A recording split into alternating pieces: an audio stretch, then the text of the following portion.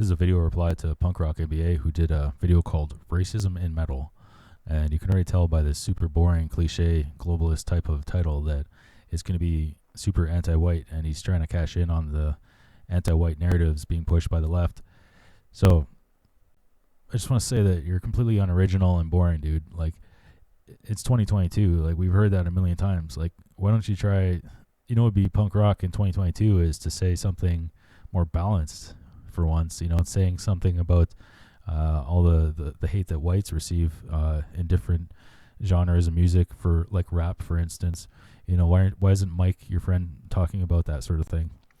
So, I mean, first of all, you're completely wrong about punk and metal being racist, because I played in so many different bands with non-whites and punk and metal bands. I've been to hundreds and hundreds of shows. I've seen Suffocation and Inferi and ska bands and punk bands with non-whites, and it was the last thing on anybody's mind. We just want to see good music, and you're just projecting that same old tired bullshit on whites of, whites being the racist ones, when we're the most accepting out of all the races, actually, and we accept people from around the world to do this style of music, and nobody ever really thinks about race. You're the ones that's constantly thinking about race. I mean, if your friend Mike has a problem, maybe he's the problem. Maybe he's the one looking for fights. Is it always everyone else's problem? Like, why is it that one person's experience is generalized and pushed onto an entire population? You can't just say that one person's experience is equivalent to everyone's experience.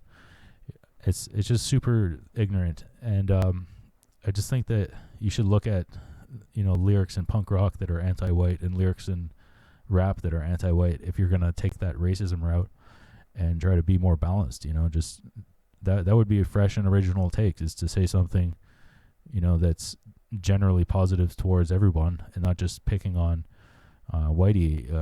Like, you're so boring. It's so repetitive. So let's talk about some NoFX lyrics if you're gonna ignore everything in punk rock that's anti-white.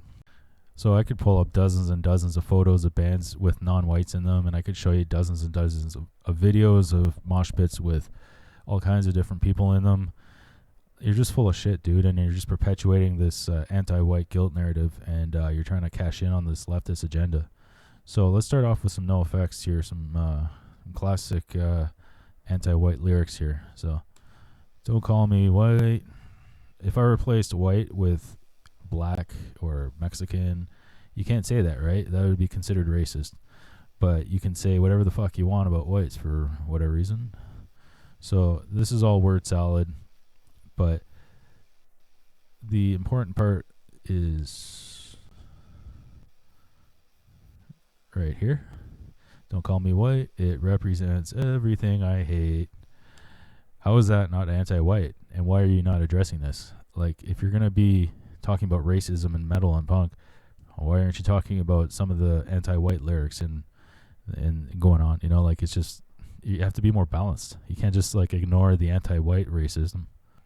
So here we go.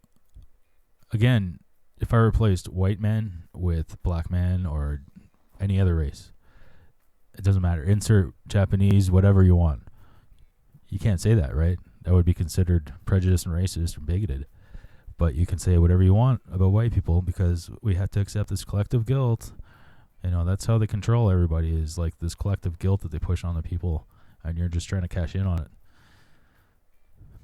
This is all projection. These lyrics are just anti-white as fuck.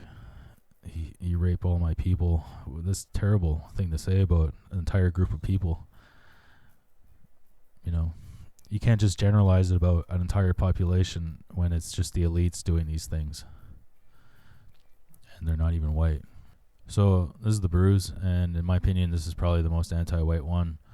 You got to know a little bit of Yiddish to understand these lyrics, and most people who listen to NoFX don't understand it, obviously. So they're repeating. It's fucking crazy that NoFX is getting white people to sing along with these lyrics. But terrorize goyim. Goyim is a word for non-Jewish person, and it means slave or cattle. Shaggots is a word for white male. So terrorizing goyim, stomping shaggots, screwing shiksas. Shiksa is a word for non-Jewish woman. So these are real wholesome lyrics, aren't they? as long as you're home by Saturday morning. I mean, yeah, they just go on about being proud of being Jewish and how whites suck and stuff like that. That was pretty much the main theme of Punk and Drublic. So yeah, you just got to be more balanced, man. I mean, that was pretty easy to find some NoFX lyrics that are anti-white, and I could bring up all kinds of anti-white lyrics and rap and stuff like that. And I mean, you're just not being fair and balanced. Like, if you're going to talk about racism and metal and punk, then you got to include other races as well and try to progress the conversation forward, because you're just repeating the same old guilt trip on white people, and it's just so boring and tired. So just honestly, just move forward. It's really not that punk rock anymore to be like regurgitating globalist ideas from the 1980s.